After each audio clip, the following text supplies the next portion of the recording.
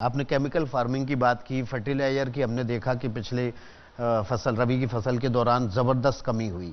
क्या कृषि मंत्रालय की तरफ से कोई लक्ष्य इस बार निर्धारित किया गया है कि किसानों को हालांकि आपका मंत्रालय नहीं है, लेकिन आपके मंत्रालयों के बीच समन्वय जरूर होगा कि अभी खरीफ की फसल के लिए किसी तरह की कमी ना होने पाए? मैं समझता हूं पिछले बार जो अफरा तफरी दिखी उसमें स्वाभाविक रूप से डीएपी के लिए हम इंपोर्ट पर निर्भर करते हैं।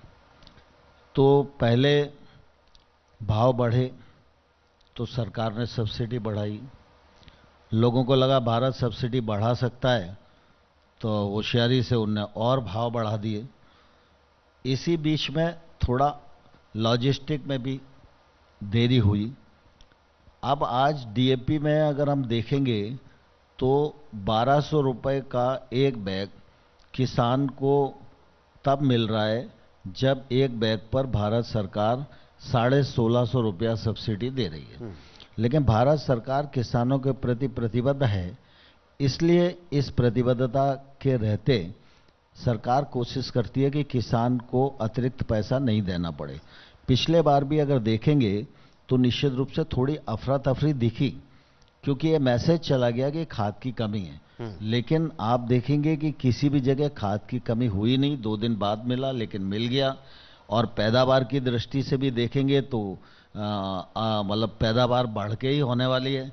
और इस बार भारत सरकार के उर्वरक मंत्रालय ने पहले से पूरा प्लान करके रखा है। मैं आपके माध्यम से किसानों को ये कहना चाहता हूं कि कुल मिला के भारत सरकार की तरफ से खाद और बीज में कोई कमी नहीं आने दी जाएगी। पूरी तरह केंद्र सरकार उनके साथ खड़ी है। अभी 5 दिन पहले मैंने जायद फसलों के लिए सारे राज्यों की कॉन्फ्रेंस की थी। उसमें फर्टिलाइजर मिनिस्ट्री ने कैसे कैसे वो पूर्ति करेंगे, मतलब जितनी आवश्यकता देश को है उससे अधिक उपलब्धता फर्टिलाइजर की है। तो लेकिन मैं आपके माध्यम से किसानों को यह भी कहना चाहता हूं कि कई चीजों पर जब हम इंपोर्ट पर निर्भर करते हैं तो हम लोगों को यह भी ध्यान रखना चाहिए कि हम विकल्पों पर भी विचार करते रहें। हमारे देश में अनुसंधान होने के बाद अभी नैनो यूरिया आ गया है। नैनो यूरिया की एक बोतल 245 रुपए की है और फर्टिलाइजर का यूरिया का एक कट्टा जो है वो 266 रुपए में सब्सिडी के बाद मिलता है।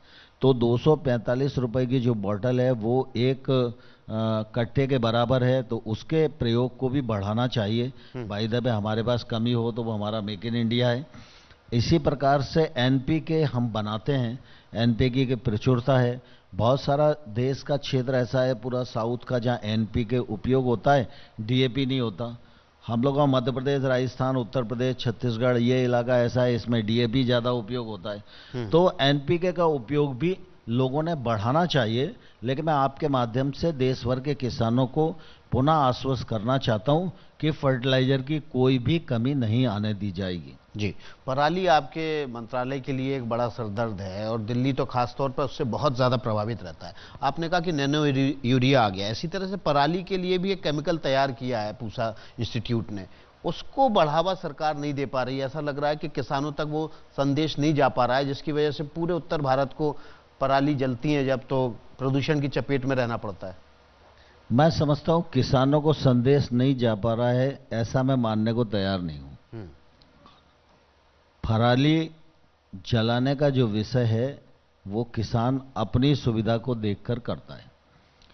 विगत दिनों भारत सरकार ने बड़ा पैसा डालकर पंजाब, हरियाणा, पश्चिमी उत्तर प्रदेश और अन्य क्षेत्र जहां इस प्रकार की गतिविधियां हैं वहां पर मशीनों को उपयोग करके पराली को प्रबंधित करना, इसके लिए हजारों करोड़ों रुपया उन राज्य सरकारों को दिया। बहुत सारी मशीनें खरीदी गईं जिनका प्रयोग हो रहा है। परिणाम स्वरूप पराली जलाने की घटनाओं में कमी भी आई है। लेकिन मैं आपके माध्यम से यही सभी किसानों को कहना चाहता हूं कि पराली जलाना ये किसान के लिए सुविधाजनक तो हो सकता है, लेकिन ये फायदेमंद नहीं है। तो किसान को हमेशा ये कोशिश करनी चाहिए कि वो पूसा डिकम्पोजर का उपयोग करे अथवा वो प्रोसेसिंग जो इंडस्ट्री है वहाँ तक पराली को पहुँचाने का प्रयत्न करे। उस दिशा में भी भारत सरकार ने पंजाब जैसे राज्यों में काम किया है। और दूसरा साथ ही साथ उसको ये भी ध्यान रखना चाहिए कि जब वो पराली को जलाता है तो जमीन तपती है, और जमीन तपती है तो उसके ताप से जो जीव हैं जो भूमि में रहते हैं वो भी जल जाते हैं, और उससे भूमि की उर्वरा शक्ति कम होती है, उत्पादकता भी कम होती है। अंततः नुकसान किसान का ही होता है। थोड़ा सा सुविधा देखने के लिए पराली जलाना यह पर्यावरण की दृष्टि से तो अनुकूल है ही नहीं, लेकिन खेती की दृष्टि से भी यह प्रतिकूल है। जी।